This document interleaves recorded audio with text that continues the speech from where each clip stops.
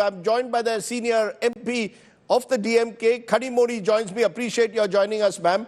I had K. Annamalai just a short while ago, and he says all of this is fear-mongering by Chief Minister Stalin. One day raising three-language policy, Hindi will be imposed from the back door. Next day saying delimitation will result in a loss of seats for Tamil Nadu. All of this, he says, is fear-mongering, distracting from the real issues ahead of elections next year. Actually, we have to look at what is the root cause of all this. It is not the DMK which started this three-language policy, because this union government, which had to give the Tamil Nadu government funds under the SSA scheme, refused to give so, saying that we have to sign the NEP. And in the NEP, a three-language policy is mandated. And Tamil Nadu has got an exemption for three-language policy because we would like to continue with the two-language policy. So, and they've been withholding the funds which has to be released, I think around 5,000 crores, which has to come to the students of Tamil Nadu. But what is your worry? What is your worry, Kanimozhi, about the three-language formula? Because when I speak to Annamalai, I speak to others, they say, look, many schools are already teaching Hindi even in Tamil Nadu. And what is the fear? What is the apprehension? Why not if the students of Tamil Nadu also learn Hindi? It only is a bridge builder. What is the need for anybody to learn Hindi? What do we get? What do we gain by learning Hindi? How does They're already learning it. Not many. No, I never learned Hindi. My children, my son who went to school did not learn Hindi. I don't think that every student who goes to a school in Tamil Nadu Many private schools are learning Hindi. It's a useful linked language. Like English, Hindi is a useful linked language. When English is there, it can link us to the nation and it can link us to the entire world. So what do I gain by learning another language which is not my mother tongue? At least... But the fact is, according to the BJP, the three-language doesn't mean only Hindi. You can learn Telugu, you can learn Malayalam. It isn't only Hindi. You can learn Tamil, English, and any other language. Are you trying to raise the language bogey again to make this a war between Delhi and Chennai? Razib, if you let me finish, then I can explain to you. Because under the official languages Act, which was passed in Parliament, Tamil Nadu was exempted clearly. After nearly a huge, I could call it a revolution, or I could call it, we lost lives. There were huge agitations in Tamil Nadu. After that only, there was a promise that three-language policy or Hindi will not be imposed in Tamil Nadu. And when in 76, when the rules were formulated, it was formulated that the North Indian states, and specifically the Hindi-speaking states, will learn one South Indian language out in the three-language policy. Can you show me any state which learns any one South Indian language? None. And even in KV schools, Kendriya Vidyalaya schools in Tamil Nadu, only Hindi and Sanskrit, English, Hindi and Sanskrit are taught. So why should I trust somebody who says, in Tamil Nadu, they are not going to teach, we have to request 20 students or 10 students have to get together and give them a request, only then they will teach. And that too, it doesn't happen that easily in Tamil Nadu, in Kendriya Vidyalaya schools. So why would any student or anybody in Tamil Nadu trust a government which says that they will not impose... But why not, ma'am, leave the choice to students and schools? Let them decide. No, ma'am, let the parents, students and schools decide. No, Kanimozhi, why can't the parents, schools and students decide? Why don't you leave it to them to decide? If they want to teach Hindi, they should be allowed to. If they don't want to, you don't have to go to that school. We have no issues. Government schools don't teach. We have a two-language, and there are many private schools also which have a two-language policy. It is the CBSE schools which have a three-language policy. That is all. Nobody is stopping anybody from learning Hindi.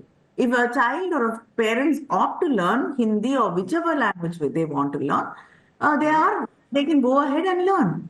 But you don't try to impose a three-language, because I don't think it is empowering the student or it is helping the student, because students already have so many subjects, and now as technology and so many things evolve, there's so much burden on us to student when they go to school. We are not addressing so many issues. Why are you making it so difficult for a student and so complicated, and insisting that every student, not every student is, linguistically, talented or are they interested? So why should you use a new language on somebody who's not interested? What if I told you, Kanimozhi, whether it is delimitation, which I'll come to now, and language, all of this is intended to spread fear among the Tamilian people that Delhi is going to take over. You're building this up to next year as Delhi versus Chennai. For example, on delimitation. So far, there is nothing in writing about the formula that's going to be used after 2026 to decide on number of Lok Sabha seats. It's only an apprehension. On the basis of apprehension, can you formulate your stand? Are you engaging, I come back to it, in fear-mongering? No, we are not interested in fear-mongering, because we are not insisting on NEP. We are not saying we will withhold. Who is blackmailing the Tamil Nadu government, saying if you don't accept the NEP and the three-language policy, we will not release funds? It is Delhi which is blackmailing us. It is the union government. What right? It is still in the concurrent list. Education is in the concurrent list. What right does the union government have to say that if you do not accept whatever we tell you to, we withhold funds? So that is, so you must understand where the fear comes from. The fear is not something we are trying to imagine. It is there. So we have to fight it. The fear of delimitation, where is the fear of delimitation? Delimitation at the moment does not have an established formula. We don't know. Yesterday, the Home Minister has said, don't worry, all seats will be distributed on pro rata basis. Does that satisfy you or not? There is going to be delimitation. It was very clear when the Women's Reservation Bill was passed in Parliament. It is one of the basic requests for when the bill comes to reality. After only the delimitation has been done on the basis of census.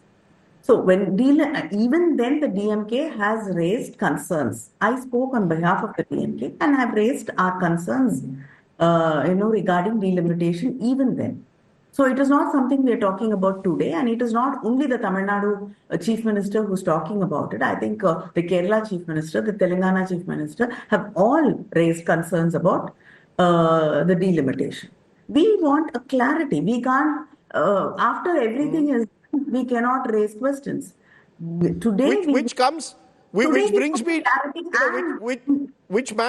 to the key point. Is there a trust deficit? Is the real issue at the moment a gaping trust deficit between Delhi and Chennai, particularly because you're an opposition party and many of the southern states are not ruled by the BJP? That's the core problem, a trust deficit. You don't trust the Modi-Shah government. We are worried. So I cannot deny the fact that we have to protect our rights. We have to protect the number of representatives who go from any of the southern states. I think it is enough.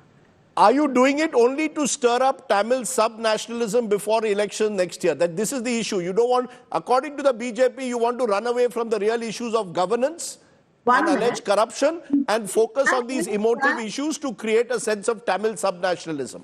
Tell me how many seats the BJP won in the national elections in Tamil Nadu? So why will we be worried about the BJP?